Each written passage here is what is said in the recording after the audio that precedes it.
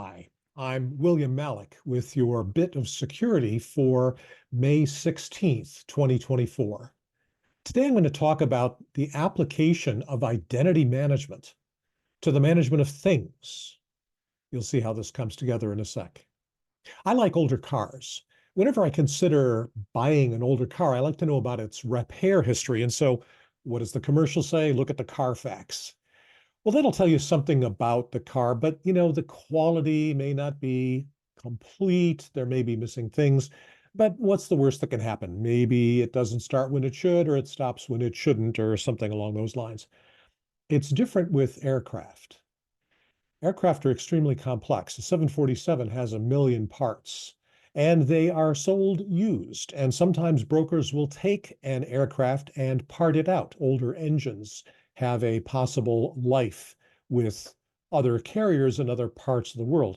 So you need to know the provenance of the plane, of its subcomponents, and of the individual pieces that make up those subcomponents. Where did this bolt come from? Where did this valve get manufactured? When was this hinge last replaced? How long until it needs to be serviced? And what is the maintenance record for those pieces? Well, this is where we are beginning to see the value of an identity management approach when applied to things. 30 seconds on the history of computing. We started using computers to do numerical calculations, and in the 1950s applied them to businesses. In the United States, General Electric was the first company to use computers to do things like automate the calculation of payroll. Numbers are simple. They're undimensional. They're a single quantity. They don't vary over time. With the advent of complex manufacturing in the 60s, we developed more and more complicated things like the 747 with its million parts, and we needed to automate the process of dealing with all those parts. That became known as bill of materials processing, or BOP. Bill of materials processing gave rise to enterprise resource management, which eventually gave rise to supply chain management systems and logistics. The other innovation that came about through this second era was the introduction of the generalized markup language, which became SGML, which begat HTML and all the wonderful languages used for dealing with metadata. The point is that these complex systems needed help, but parts, the things, have more than zero dimensions. They have a time span, they have a history. It's one directional, but it's still important. The age of a thing and the steps in its manufacturing are there. The third dimension of computing came about in the 90s when payroll departments and benefits departments began to merge, forming human resources departments. And now we had to do things like track an employee's history. When did they interview? When were they hired? What role did they take on? What permissions do they have? And as they move through their career, what additional permissions do they get? Now, people are more complex than parts. Among other things, a person can leave and then come back.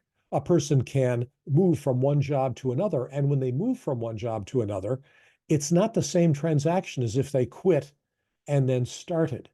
They'll have some permissions that need to be shut off. They'll have others that may need to persist for a while. They'll have yet others which will continue throughout their career.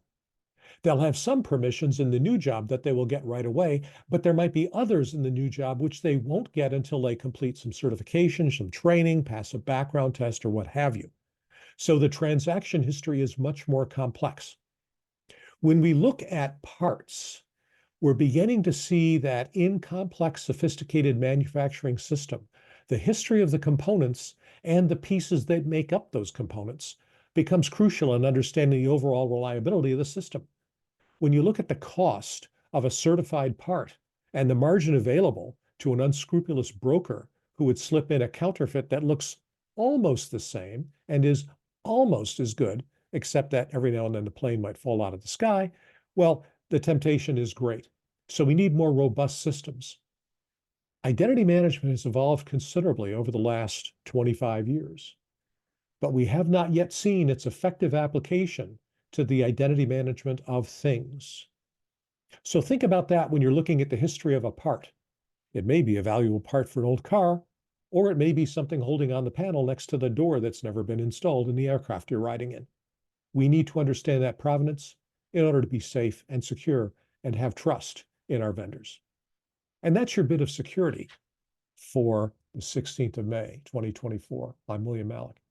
Be safe.